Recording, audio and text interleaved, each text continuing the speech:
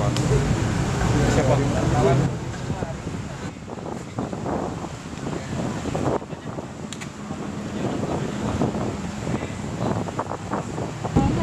Mewakili teman-teman koalisi masyarakat sipil anti korupsi Indonesia untuk membacakan poin-poin dan juga pernyataan sikap hari ini.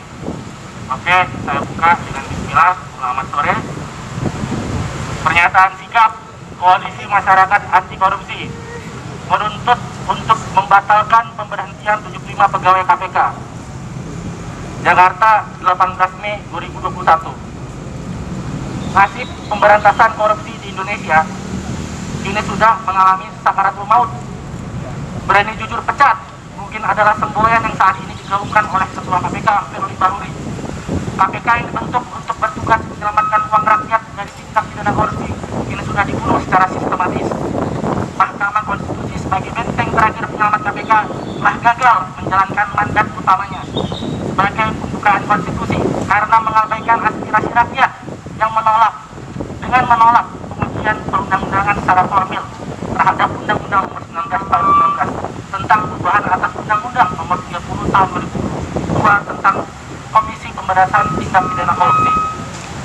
Seperti yang kita ketahui bersama, substansi Undang-Undang KPK saat ini secara terang-benderang telah melumpuhkan KPK, baik dari sisi profesionalitas maupun integritasnya, mulai dari hilangnya independensi, pembentukan dan fungsi Dewan Pengawas yang berlebih, polemik kewenangan penerbitan surat perintah penghentian pendidikan atau SPP-nya, hingga alih status pegawai KPK kepada aparatur sipil negara yang sangat merugikan pegawai KPK itu sendiri. Hasilnya sudah terbukti. Implikasi dari Undang-Undang KPK tersebut telah mempersulit kinerja KPK, mulai dari kegagalan KPK dalam memperoleh barang bukti saat menindak kasus tindak pidana korupsi, hilangnya aktor kunci dalam tindak pidana korupsi yang tidak dipenuhi hingga sekarang, hingga penerbitan SP3 untuk perkara mega korupsi BLBI.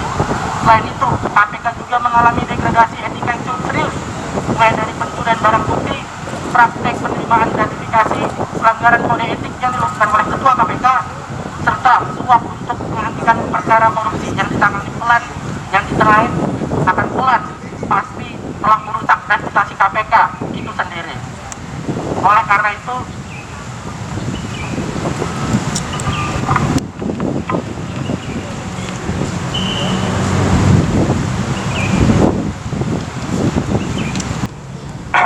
izinkan saya untuk membacakan poin-poin tuntutan dan juga pernyataan sikap dari Koalisi Masyarakat Anti Korupsi Indonesia. Yang menyinggung ras, bersifat seksis, dan pertanyaan-pertanyaan lainnya yang tidak relevan dengan wawasan kebangsaan seseorang. Kedua, mendesak Ketua KPK untuk membatalkan pemberhentian terhadap 75 pegawai KPK yang diantaranya sudah terbukti memiliki rekam jejak yang sangat baik, berintegritas, dan berkomitmen dalam upaya pemberantasan korupsi yang ada di Indonesia. Yang ketiga, mendesak Mahkamah Konstitusi untuk menegaskan bahwasannya dengan adanya pengalihan status pegawai KPK menjadi aparatur sipil negara sebagaimana telah ditentukan mekanismenya sesuai dengan ketentuan peralihan UU KPK. Dalam ketentuan peralihan UU KPK dijelaskan bahwa KPK tidak boleh dirugikan hak pegawainya untuk diangkat menjadi ASN dengan alasan apapun sesuai dengan putusan MK nomor 70 tahun 2019. Keempat, mendesak Ketua KPK untuk menyudahi segala bentuk tindakan yang ditujukan sebagai bagian dari proses pelemahan dan pembusukan KPK. Kelima, mendesak Ketua KPK untuk menjalankan kewajiban pertanggungjawabannya kepada publik atas pelaksanaan tugasnya dan membuka akses informasi seluas-luasnya sesuai dengan pasal 20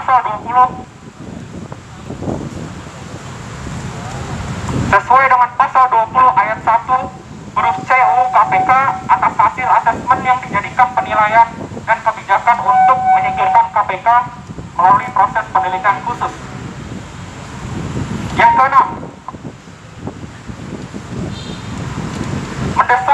KPK untuk membentuk tim investigasi yang melibatkan partisipasi publik secara seluas-luasnya guna untuk melakukan investigasi yang menyeluruh atas dugaan skandal pemberhentian pegawai KPK.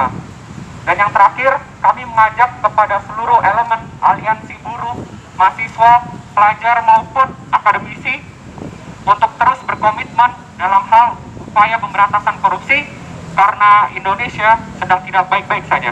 Demikian pernyataan sikap Koalisi Masyarakat Anti Korupsi Indonesia sebagai respon terhadap pelemahan KPK yang secara masif dilakukan belakangan ini. Jakarta, 17 Mei 2021, Koalisi Masyarakat Anti Korupsi Indonesia yang mewakili lebih dari 90 lembaga yang ada di Indonesia. Terima kasih.